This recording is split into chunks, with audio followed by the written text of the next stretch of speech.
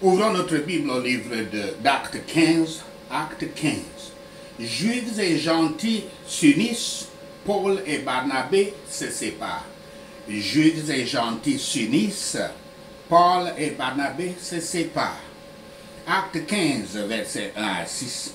Le différend soulevé par les enseignants de la judaïsation. Versets 1 à 4.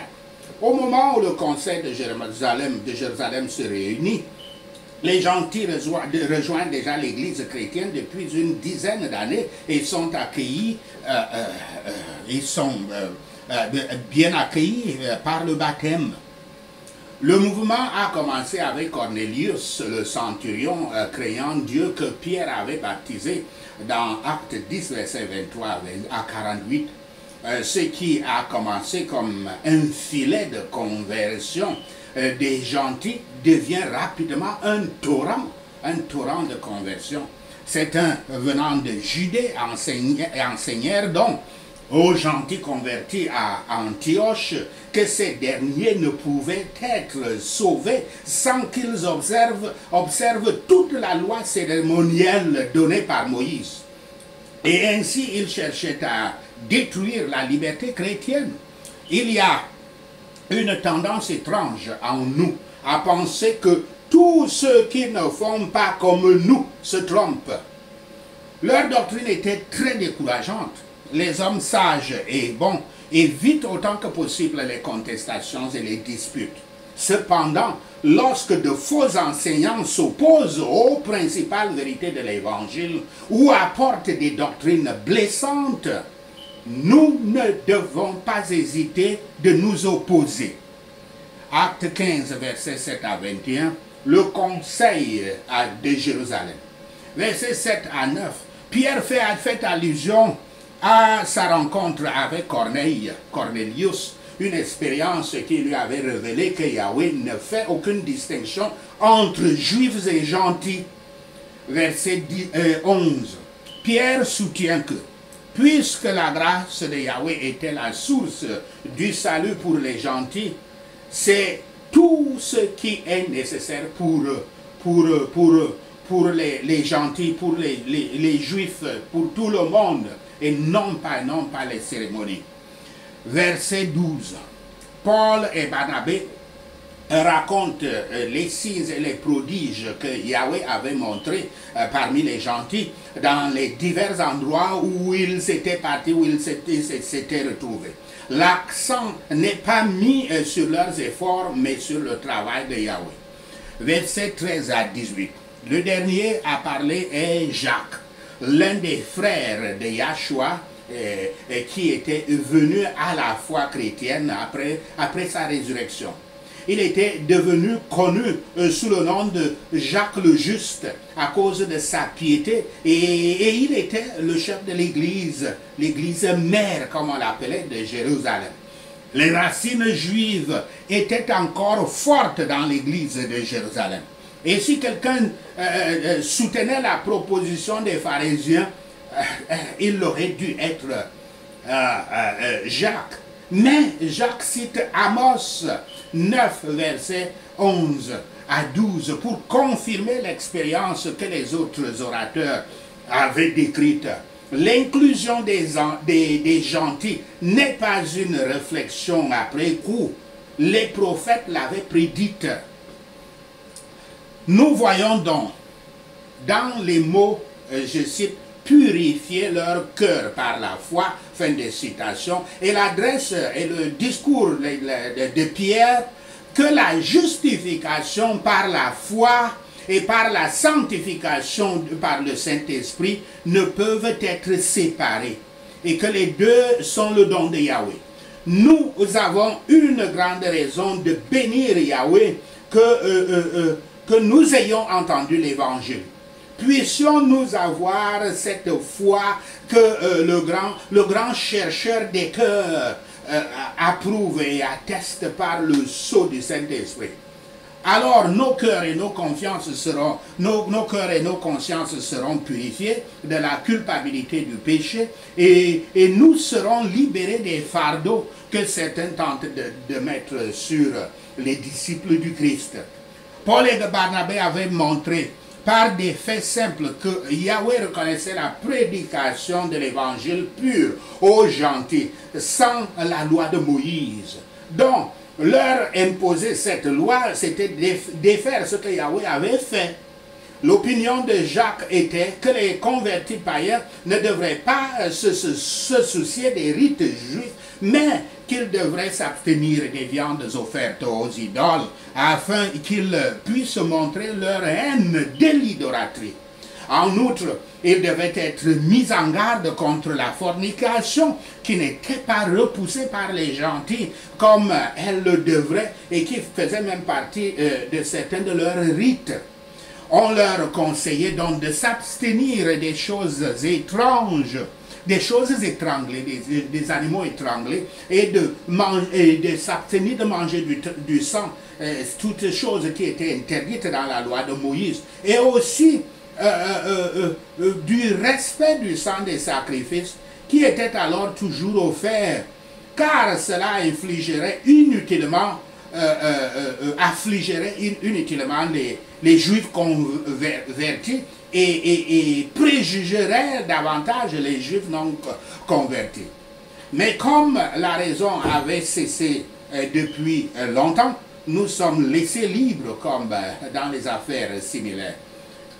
Que les convertis soient avertis d'éviter toute apparence des mots qu'ils pratiquaient autrefois, ou qu'ils soient susceptibles d'être tentés de les commettre. Et avertissez-les d'utiliser la liberté chrétienne avec modération et prudence. Acte 15, versets 22 à 35, la lettre du conseil, versets 22 à 29, dans leur lettre directe mais délicate aux gentils convertis, les membres du conseil font un certain nombre de points. D'abord, ils ne sont pas... D'abord, ils s'éloignent des judaïsants qui enseignaient la nécessité de la circoncision pour le salut.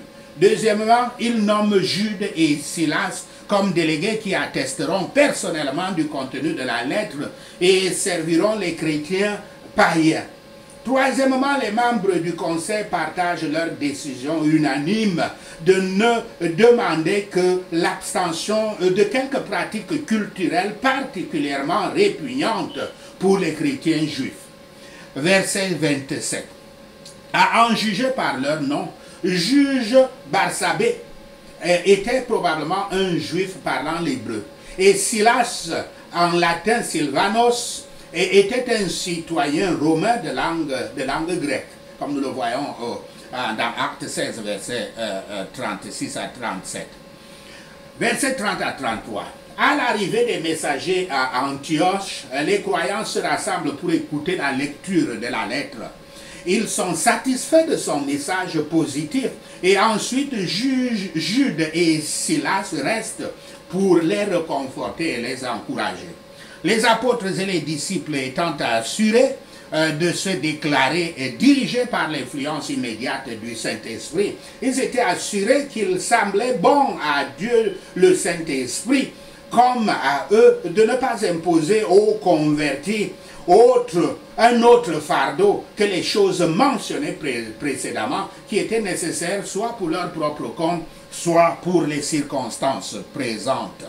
C'était réconfortant d'entendre que les ordonnances charnelles ne leur étaient plus imposées, ce qui troublait la conscience, mais ne pouvait la purifier et la pacifier, et que ce qui troublait leur esprit était réduit au silence, de sorte que la paix de l'Église était rétablie et que la division menacée était supprimée. Tout cela la menace de division était donc supprimée. Tout cela était une consolation pour laquelle ils avaient béni Yahweh. Beaucoup d'autres étaient à Antioche. Là où beaucoup travaillent dans la parole et la doctrine, il peut y avoir une opportunité pour nous. Le zèle et l'utilité des autres devraient nous éveiller et non pas nous endormir. Acte 15, versets 36 à 41, Paul et Barnabé se séparent. Versets 36 à 39. Malgré tout ce qu'ils ont vécu et accompli ensemble, un problème se pose entre Paul et Barnabé. Et ils ne peuvent pas s'accorder sur une résolution. Pour des raisons non mentionnées par Luc, Jean-Marc les avait quittés peu après le début du premier voyage, de la première mission dans Acte 13, verset 13. Apparemment, Barnabé pensait que Marc avait pris avait appris sa leçon depuis. Paul, cependant, sentit que Marc les avait abandonnés. Luc ne juge pas qui a raison ou tort, mais le résultat est un doublement de la sensibilisation, du travail d'expansion de l'évangile. Barnabé amène Marc, son jeune cousin, avec lui et se rend à Chypre, une zone familière où il s'était probablement confronté à une faible opposition. Verset 40 à 44. Paul et Silas, l'un des deux représentants de l'église de Jérusalem qui était revenu avec lui à Antioche, au verset 22. Après un court séjour, donc Paul et Silas se mettent donc ensemble. Après un court séjour, Silas retourne à Jérusalem. Mais le fait qu'il soit de nouveau à Antioche peut impliquer son intérêt pour l'église ici. Paul et Silas se dirigent vers le nord, en Syrie et en Sicile. Ici, nous avons une querelle privée entre deux ministres, pas les moindres. Il s'agit de Paul et Barnabé qui avaient pourtant bien accompli leur mission. Barnabé souhaitait que son neveu Jean-Marc les accompagne.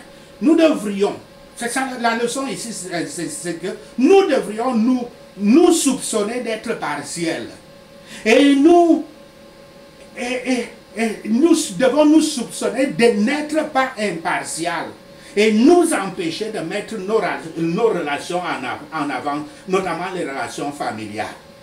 Paul ne croyait pas digne de l'honneur ni apte au service celui qui les avait quittés à leur insu ou alors sans leur consentement. Aucun d'eux ne céda. Donc il n'y avait pas d'autre remède sinon qu'ils devaient se séparer. Nous voyons que les meilleurs hommes ne sont que des hommes soumis à des passions semblables à celles de nous tous. Peut-être y avait-il des torts des deux côtés, comme d'habitude dans de telles querelles. L'exemple du Christ seul est une copie sans tache. N'essayez jamais de prendre les apôtres comme des gens que vous devez suivre. Nous suivons, nous sommes des disciples, c'est-à-dire des suiveurs du Christ et non pas des apôtres.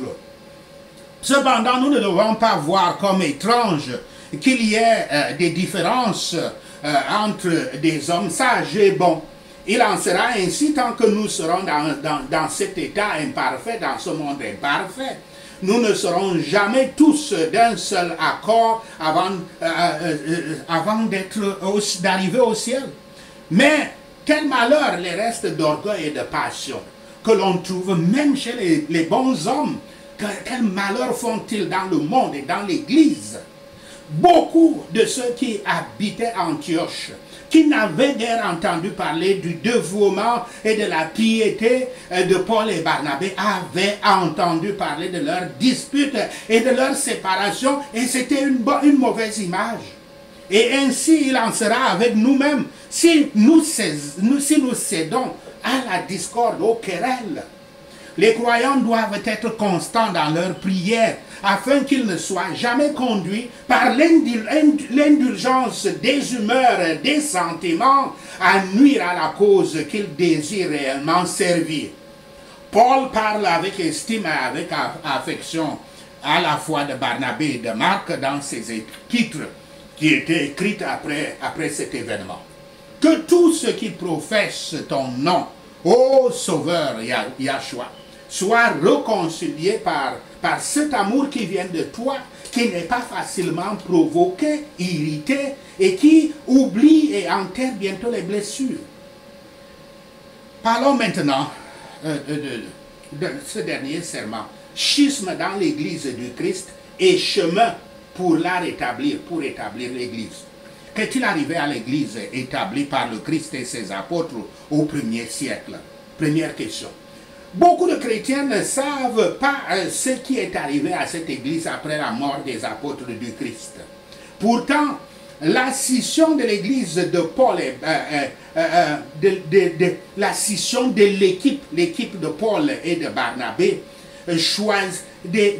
des gens, une équipe choisie, ointe et envoyée par le Saint-Esprit est la première apparition du schisme dans l'Église du Christ.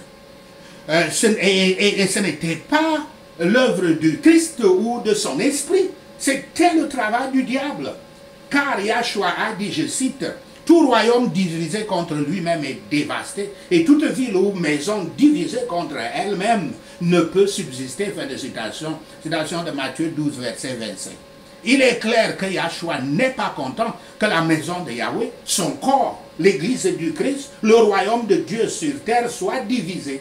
Satan était sûrement à l'œuvre dans ce qui est exprimé en termes de, je cite, ce dissentiment fut assez vif, fin de citation, entre Paul et Barnabé. Ce qui a conduit au premier schisme de la première église du Christ qu'ils avaient implanté dans le monde phénicien, européen, anatolien et arabe des gentils. Deuxième question, l'église du Christ a-t-elle survécu à la cruauté des persécutions des empereurs romains? Comme tous les historiens l'ont déclaré, l'église chrétienne avait survécu à la persécution romaine et avait continué d'exister après.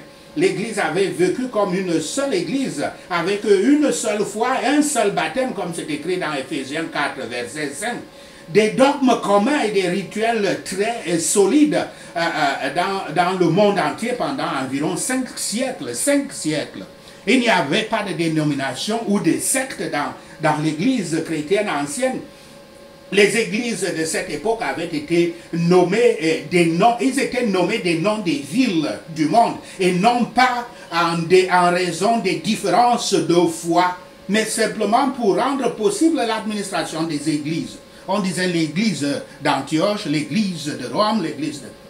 La triste division dans l'église d'Alexandrie, l'église d'Éthiopie. La triste division entre les églises a eu lieu en l'an 451 après Yahshua, de notre ère, l'an 451, pendant le conseil de Chalcédon. Dans ce conseil, les évêques représentant les églises du monde entier s'étaient réunis pour discuter des questions liées à la personne du Christ.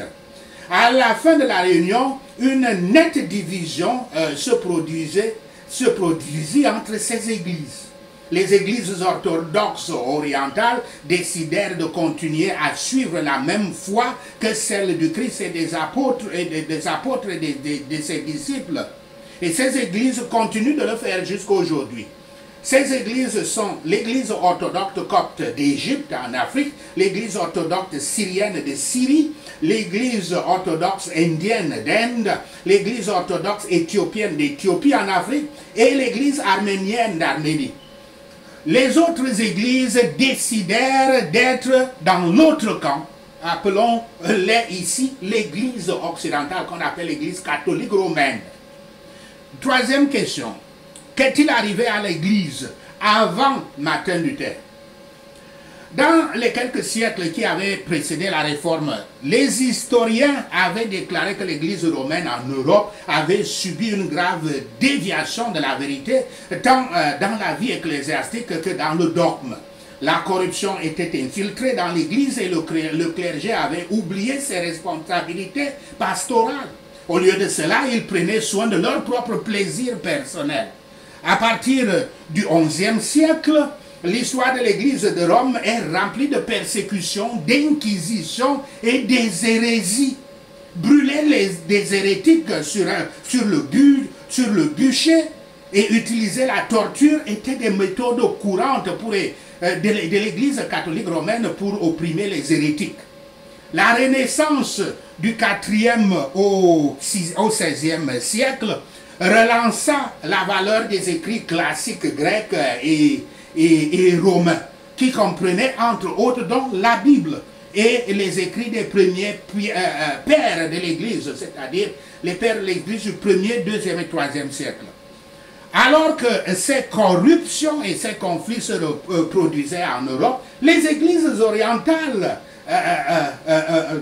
chrétiennes orthodoxes d'Afrique, d'Asie, du Moyen-Orient continuaient à préserver les enseignements originaux et la spiritualité originale de l'église primitive.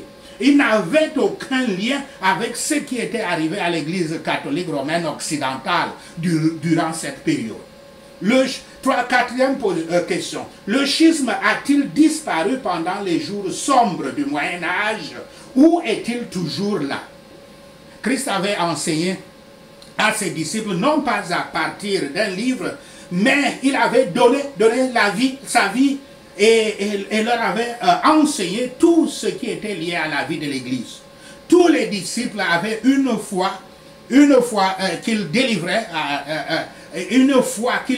à toutes les nations et les exhortait à garder cette foi. Je cite: je me suis senti obligé de vous envoyer cette lettre pour vous exhorter à combattre pour la foi qui a été transmise aux saints une fois pour toutes. Fin de citation. Citation de Jude 3. L'Église avait vécu comme gardienne de l'unique foi et l'unique dogme jusqu'au schisme de l'an 451 de notre ère. Après des siècles de déviation par rapport aux enseignements et aux corruptions d'origine, l'Église catholique romaine du XVIe siècle subit un autre schisme sévère, celui de la Réforme, qui débuta en 1517. En 1527, l'Église d'Angleterre fut séparée de l'Église catholique romaine. La Réforme fut la base de toutes les églises protestantes. En 1720, les protestants commencèrent ce qu'ils ont appelé le renouveau évangélique. L'Église orthodoxe orientale ne s'écartait jamais et n'avait jamais aucune déviation par rapport à la foi originale. Elle n'a accepté aucun changement de foi et aucune hérésie. Ainsi, elle a gardé les sacrements et les grandes méthodes de spiritualité délivrées par notre Seigneur à travers ses apôtres. Par conséquent, ces églises représentent une véritable icône de l'église établie par le Seigneur et ses apôtres. Dernière question. Si l'église du Christ existe toujours, a-t-elle gardé la même foi et la même spiritualité ou les a-t-elle perdues au cours des siècles? Maintenant, nous savons que l'église primitive existe toujours, mais quel impact peut avoir cette église sur la vie spirituelle d'un individu? Cependant, est-elle l'église catholique orthodoxe? Parce qu'elle n'a pas souffert les schismes, tout simplement pour cela, même si ces rituels et ces cérémonies, tout comme ceux des Juifs, sont contraires à l'enseignement de l'apôtre dans Jean 4, 23, selon lequel, je cite, « Les vrais adorateurs adoreront le Père en esprit et en vérité, car ce sont là des adorateurs que le Père demande. » Fin de citation. Certainement donc pas. Ça ne peut pas être que l'église orthodoxe. La véritable église du Christ ne doit pas être recherchée dans les églises évangéliques ou bien les églises catholiques actuelles, qu'elles soient romaines ou orthodoxes, mais seulement dans celles établies par Yahshua Christ et ses disciples et apôtres du 1er siècle. Et cette église unique du Christ est disponible dans les écrits de ses apôtres et de ses disciples, afin que chaque chrétien puisse la construire et contribuer à sa construction. Sachez ceci, et le Seigneur Yahweh vous bénira. Prenons ces points de prière. Prions. Acte 15. Pour prendre toute décision importante concernant la mission et les principes de l'Église, les apôtres et les anciens se réuniront pour examiner la question au nom de Yahshua le Messie. Yahweh, qui connaît les cœurs, a montré et qu'il a accepté les gentils en leur donnant le Saint-Esprit, comme il nous l'a donné, au nom de Yahshua le Messie. Il n'a pas fait de distinction entre nous et eux, car il a purifié leur cœur par la foi, au nom de Yahshua le Messie. Je n'essaierai pas de tenter Yahweh en mettant sur le cou des gentils un joug que nous n'avons pu supporter nous-mêmes, au nom de Yahshua le Messie. Nous croyons que c'est par la grâce de notre Seigneur Yahshua que nous sommes sauvés tels qu'ils le sont, au nom de Yahshua le Messie. Les paroles des prophètes sont en accord avec l'inclusion des gentils, comme Yahweh a dit. Après cela, je reviendrai et je reconstruirai la tente déchue de David, au nom de Yahshua le Messie. Je reconstruirai ses ruines et je le rétablirai, afin que le reste de l'humanité cherche le Seigneur, même tous les gentils qui portent mon nom, au nom de Yahshua le Messie. Nous ne devons pas le rendre difficile aux gentils qui se tournent. Nous ne devons pas rendre les choses difficiles aux gentils qui se tournent vers Yahweh au nom de Yahshua le Messie. Nous devrions plutôt leur